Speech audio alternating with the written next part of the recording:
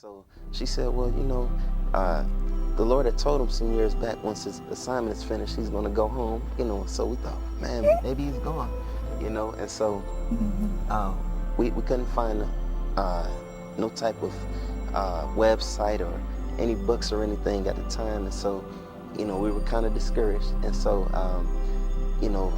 my wife, she told me, she said, well, punch in such and such, and we went on the internet, and sure enough, we came across something, and I said, this is the same man that Jesus just showed me the other night in a dream. And she started screaming. I said, what? She said, this is the man that came to my church a few years ago, and that man was you. And so it was me. Yes, sir. Wow. So Yes. Jesus said I was his friend to you. Yes, sir. In a dream. In a dream. That's wonderful. Wow. Yes, sir. And we never met. I never saw you, or Never. even that you were bald-headed, or any of that. No, sir. I mean, this is amazing. Go Yes, ahead. sir. Yes. And so, what had really, at that point, So your wife knew about me. Yes, sir. So you knew. How did you know of me? I was back in 2003. I was going to a church, and you came to do some crusades there. Okay. And it just really changed my life. Wow. And over the years, I listened to the messages. And then when I met Cliff, I knew he would love that message. So I gave it to him, and for weeks, he listened to it 3 or 4 times a day, just really soaking it in. Wow. Really soaking it in. So you remember the YouTube thing when he told you about the YouTube, and Yes, sir. and he had told you Jesus came to him in a dream? Yes, sir. He told me maybe a week or 2 after it happened. Wow. And I said, okay, that's wonderful. And, he was just so excited. And I was just like, wow, this is amazing. I've never heard of this before. Because he didn't know of you, but I did. Right. So, and then Jesus himself, came to him. I'm like, I've never seen the Lord, but that is wonderful that he personally came to you. Wow. So you told him after he said Jesus said to him that I was his friend, you told him that you believed that because you had heard me give my testimony in Exactly. Cleveland Exactly. and how he had appeared to me. Is that what you told him? Yes, sir. Wow. Yes, sir. So tell me, what else happened? Yeah, and what had really made me so hungry to find out, who you were was, like I said, I couldn't find any websites or anything, but I just started asking the Lord. I said, Lord, I'll do anything you tell me to do, but I don't know who this man is. Yeah. And so. Yeah, I want you to tell about 30 million people how you disrespected me. You thought, I want him to tell you this. He thought because I didn't have no website, I was small time, But go on. And so. Here we go.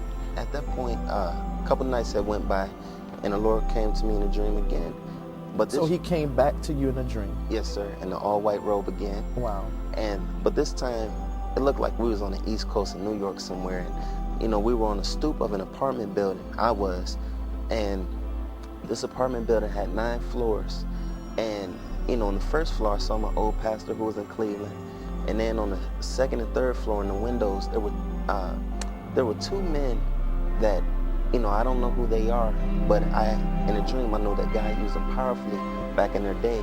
And then on the 4th floor I saw John G. Lake. And then the 5th floor I saw Juanita Bynum. The 6th floor I saw Maria Woolworth Etter. The 7th floor, that was Smith Wigglesworth. The 8th floor I saw Benny Hinn. And then on the top and final floor was Captain Cool. Now, all those people I had read about them, briefly in God's General's book. And I looked up a little bit more and I saw Jesus standing on top of the roof. And he had on an all-white robe that was glowing again. But standing on his right-hand side was you, and... So I was standing on Jesus' right Yes, sir. hand. Yes, sir. Go on. And, at that point I woke up out of the dream, and I just laid there and said, no, it can't be. I said, Why can't be? I'm thinking, he's so young, Oh, so you thought because I was young? Okay, Yes, I sir. have the goods. And I said, I know Benny Hinn, Catherine Kuhlman. I said, but he can't be that close, if they're not. And then, I said, he's so young. I've never heard of him. Can't find a website. All these different things. Oh, so you thought because I ain't have no website. Did Jesus have a website? No, he have no website. Go on. Yes, sir. And so, it just blew my mind, And so, at that point, maybe another 3 or 4 days went by, and the Lord told me to give up everything that I had. And at that point, I gave up a 5,000 square foot home, 2 cars that I had, 3 homes that I was renting out, and almost $230,000 in cash that I had accumulated over time. And, you know, my family, you know, they thought I had cracked up. They thought I was going nuts. My friends, they didn't understand it, but they knew something had happened, you know, because of how the way I used to be, Right. you know. And so, you know, at that point, you know, I just wanted to obey God, you know, so it was nothing for me to give it all up. And so I put in my 2-week notice at my job. And so, you know, we found out, you know, where the ministry was located.